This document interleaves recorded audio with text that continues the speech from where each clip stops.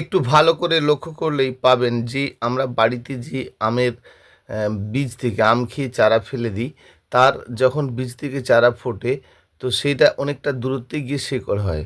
অর্থাৎ আম গাছের গোড়া আমরা যেটা মনে করছি, সেই গোড়া থেকে কিন্তু ঝুরো শিকড় হয় না। কারণ বেশ কিছুটা দূরত্বে গিয়ে আম গাছের ঝুরো শিকড় তৈরি হয়। সেই জন্য আম গাছের গোড়া লুজ হয়ে যাওয়াটা খুব সাধারণ ব্যাপার। সেই জন্য আম গাছ যখন রোপণ করা হবে, তার গোড়া দিয়ে হাওয়া বাতাস না পায়, গাছটি একটু বড় হওয়ার পর যদি এক্সট্রা মাটি কিছুটা ধরে অন্তত গাছের উপরে 1 ফিট মাটি চাপা দেওয়া হয়, তাহলে আম থেকে আম হওয়াটা খুব সম্ভব। মানে ধরুন এই রকম মুকুল থেকে ফল হওয়াটা খুব সম্ভব। কারণ আম গাছ যখন রোপণ করা হয়েছে, তার গোড়াটি লুজ হওয়াটা স্বাভাবিক।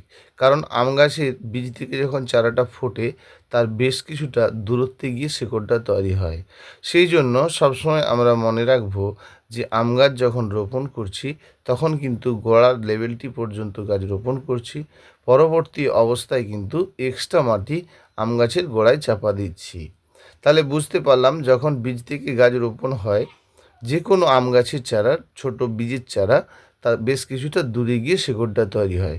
সেই গাছটি দিয়েই করা হয়েছে কলম। তো কলমের নিচ থেকে যদি কোনো গাছ বেরোয়, যেখানটা কলম বাঁধা রয়েছে, সেই কলমের নিচ থেকে যদি কোনো গাছ বেরোয়, সেগুলো আমরা ভেঙে দেব। এবং মাঝে মধ্যে যখন এরকম আম গাছের মুকুল আসবে, সেক্ষেত্রে কিন্তু বাড়িতে থেকে একটু বরফের জল নিয়ে, তো বরফের সঙ্গে একটু এক্সট্রা জল নিয়ে সেই জলটি আমরা মাঝে মধ্যে কিন্তু 2 বার 3 বার স্প্রে করতে পারি, তো দারুণ কাজ হবে। সেই জন্য গাছের গোড়ায় মাটি লুজ না হয়। ধরুন এই যে গাছটি দেখছেন, এই গাছটি একটু ভারত হয়ে গেলে, গাছটি বৃদ্ধি হলে এই গোড়াটি লুজ হতে থাকে এবং নিচ পর্যন্ত হাওয়া বাতাস পেতে থাকে। এবং আমাদের এই যে কলমটি রয়েছে, বা এই নিচ থেকে হাওয়া বাতাস না খায়, এই যে কলম জয়েন্টটি দেওয়া রয়েছে, ওর নিচ থেকে গাছ না বেরোয়। সেই জন্য আমাদের গাছের গোড়ায় হাওয়া বাতাস যাতে না খায়, গাছটি রোপণ করার পর গাছটি যখন ভারত্ব হয়, এক্সট্রা মাটি আমরা চাপা দেব। আবার আমের মুকুল হয়ে গেল, আম হয়ে গেল, সেই এক্সট্রা মাটি কিন্তু আবার সরিয়ে দেব। এটুকু ব্যাপার যে নিচ থেকে আম গাছের কলমের নিচ থেকে যদি কোনো গাছ বেরোয়, সেগুলো বেরোতে দেব না।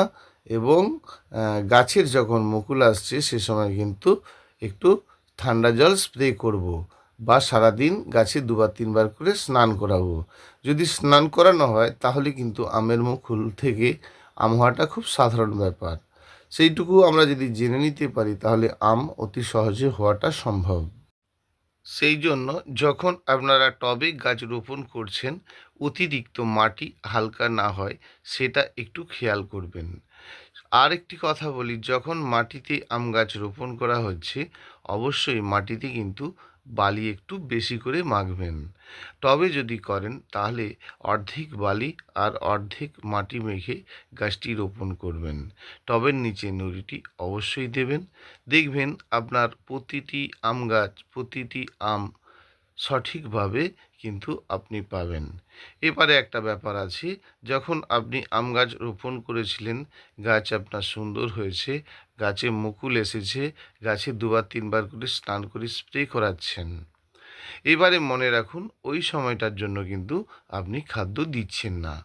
গাছের গোড়ায় খাদ্য দেবেন ঠিক আমের মুকুল থেকে যখন ছোট ছোট আম হয়ে গিয়ে সেটি গ্রিন ভাব এসে যাবে, সে সময় কিন্তু খাদ্য আপনি অবশ্যই দেবেন। নমস্কার বন্ধুরা, ভালো থাকবেন। পুষ্পশ্রী নার্সারি।